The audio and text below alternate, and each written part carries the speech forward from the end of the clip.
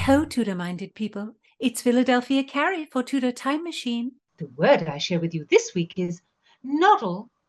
And first, I must say that I hope that all you Tudorphiles are indeed using your noddles and remembering all our delightful words. Have you asked your beloved to give you a toadstone set in a ring? Have you stopped a brabble between friends? Have you filched a sweetmeat from your cook?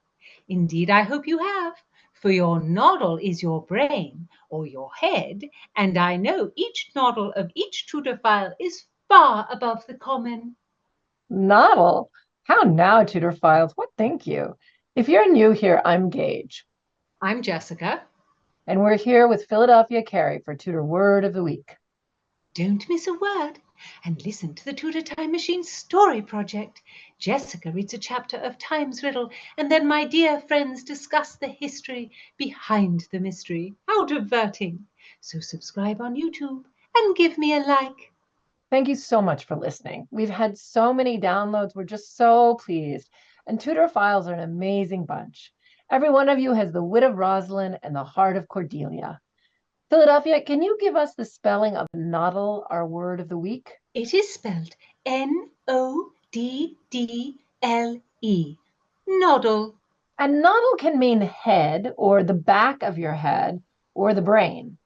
We're using an example from Taming of the Shrew by our favorite William Shakespeare. A play that's pretty challenging for a modern audience because of the notion of taming a woman and also calling that woman a shrew. It's called a comedy, but an entire play about beating a woman into submission does not seem funny to most audiences now. That is not what the play is about. It is about how Christopher Sly must be taught a lesson for behaving badly in a tavern. Are you talking about the same play, Philadelphia?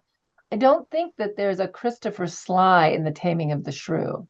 No, I mean, don't they all have Italian names like Petruchio and Caterina and Bianca? And it is set in one of Shakespeare's favorite places, his totally imaginary Italy. Yes, and there's a wedding bargain.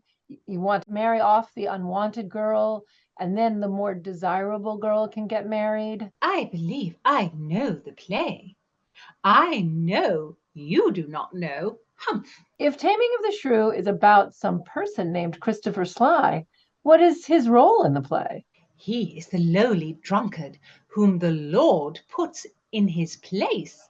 He's the one they do the taming of the shrew for. I'm not sure I understand you. In the play within the play. I think Philadelphia is saying that the taming of the shrew is a play within a play, like Hamlet. Well, Hamlet's a good example, but Hamlet stages a play to accuse the king, but it's a very tiny part of the play. The Taming of the Shrew is a 5-act entire play. But does that mean it does not need an induction?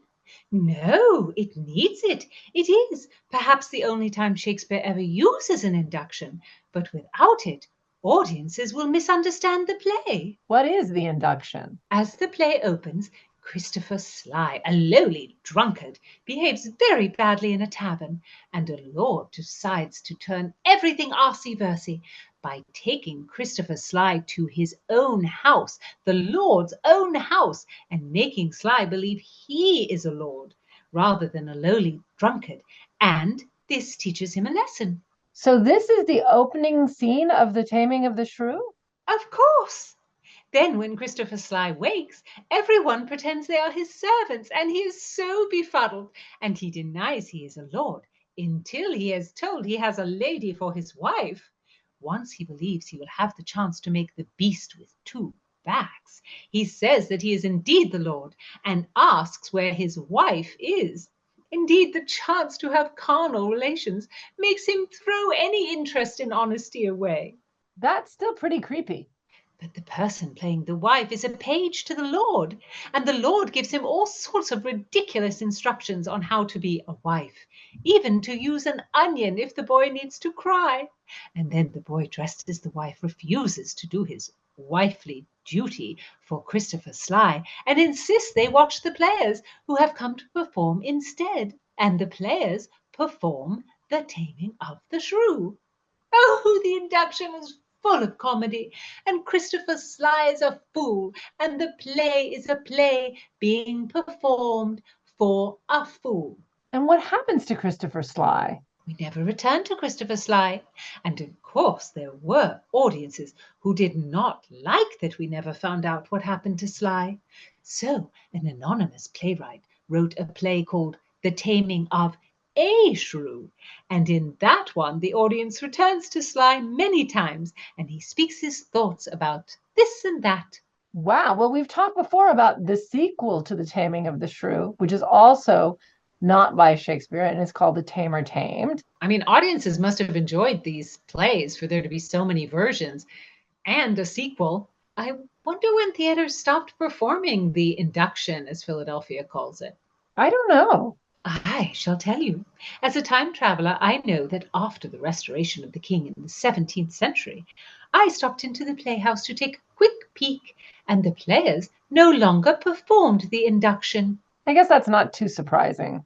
I mean, there hadn't been any plays written in about 50 years. So after the restoration, they just took the ones they had and changed them into something that their audiences would enjoy at the time. Sometimes the entire intention of the play was different. So, Philadelphia, how is our word of the week, Noddle, used in The Taming of the Shrew? In the play within a play, there are two sisters, Bianca and Catherine or Caterina. Bianca is lovely and kind, and Kate is willful, sharp-tongued, and a firebrand. Their father declares that Bianca cannot marry until Kate does. Bianca's suitors desire to marry her, and so they decide to find someone for Kate. Kate will not have it. She says, "I'faith, sir, you shall never need to fear. I wis, it is not halfway to her heart. But if it were, doubt not her care should be to comb your noddle with a three-legged stool, and paint your face, and use you like a fool."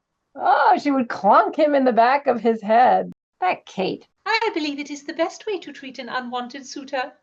She's completely right. I now kind of want to see this play performed with the induction. It would be interesting to see how it would change the feeling of the play. I completely agree. Perhaps you ladies can use your noddles to become time travelers and see it in Shakespeare's globe. So give heed, Tudorphiles. Bring some 16th century sauce to your vocabulary with Noddle. Listen in next time. Don't miss a word. Subscribe on YouTube and give me a like.